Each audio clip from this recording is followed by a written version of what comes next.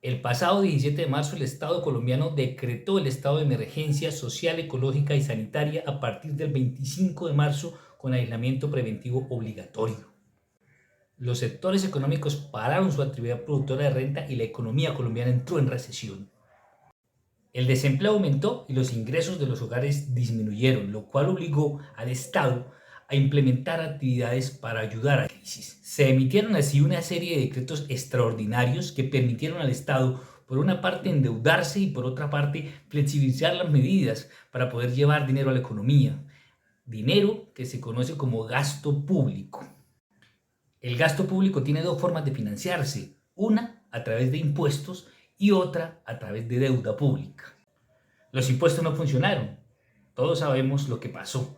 Un estallido social grandísimo que terminó con la renuncia del ministro Carrasquilla y ocasionó un movimiento social nunca antes visto.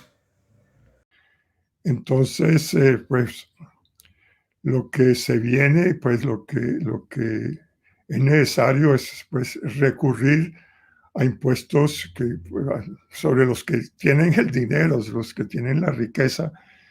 Entonces, pues uno podría decir que lo que se necesita es un impuesto al patrimonio, quizás pues no temporal, como siempre sucede con los impuestos progresivos en el país, que los progresivos son temporales, los regresivos son permanentes.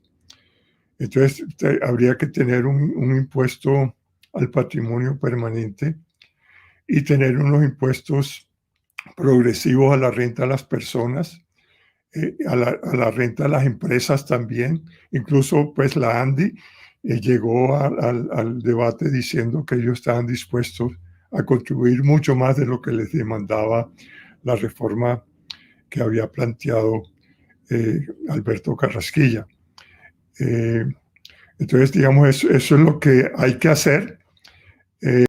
Coincidimos con el profesor Kolmatovich, Colombia necesita una reforma tributaria estructural que grave a los que más tienen, a los grandes capitales económicos, al sector financiero, que cree impuestos progresivos, que midan la capacidad de pago de las personas y que den aplicación a ese precepto constitucional de que los impuestos se funden sobre los principios de equidad, justicia y progresividad. No más impuestos regresivos como el IVA que terminan grabándonos a todos por igual sin consultar la capacidad económica de los contribuyentes. Es el sector financiero y los grandes capitales económicos los llamados a apoyar en este momento de crisis y a contribuir de manera más efectiva. El camino entonces estuvo en flexibilizar la regla fiscal, las medidas para acceder al crédito público y de esta manera poder adquirir recursos que fueron inyectados en la economía. Este esquema nacional se reflejó en las regiones. En el caso de San Gil, también se adquirió un crédito por 6.000 millones de pesos que permitió inyectar recursos a la economía, sobre todo en el sector de infraestructura. Por ejemplo, los municipios, en el caso concreto de San Gil, reactivar la obra pública, que es la que termina inyectándole liquidez al sistema.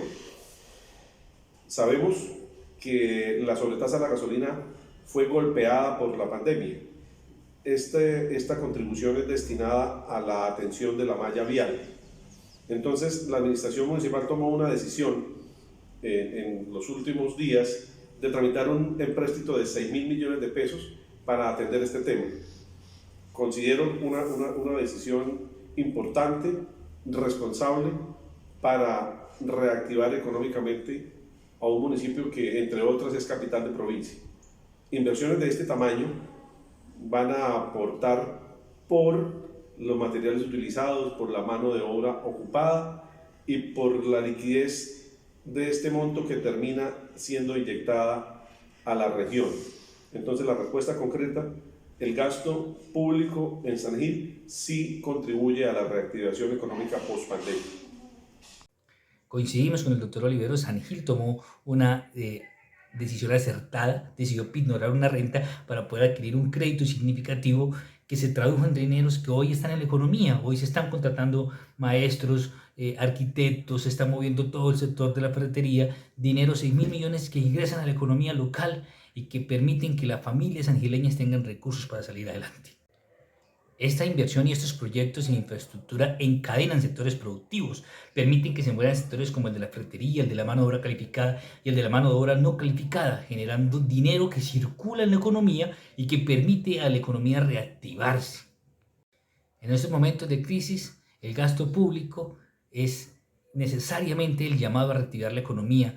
Las empresas, las familias no cuentan con recursos, el Estado tiene capacidad de endeudarse, el Estado tiene capacidad de invertir y es a través de este mecanismo, a través de esta herramienta, la forma más efectiva de poder garantizar recursos, llevarlos a la economía, salir de esta crisis, endeudarnos a largo plazo, que ya con la aparición de las vacunas, ya con una economía que empieza a reactivarse poco a poco, los créditos irán pagando, pero hoy necesitamos dinero en la economía. El gasto público social, el gasto público es la herramienta fundamental y necesaria que se necesita para poder ayudar a todos los colombianos, los sangileños en esta etapa de crisis.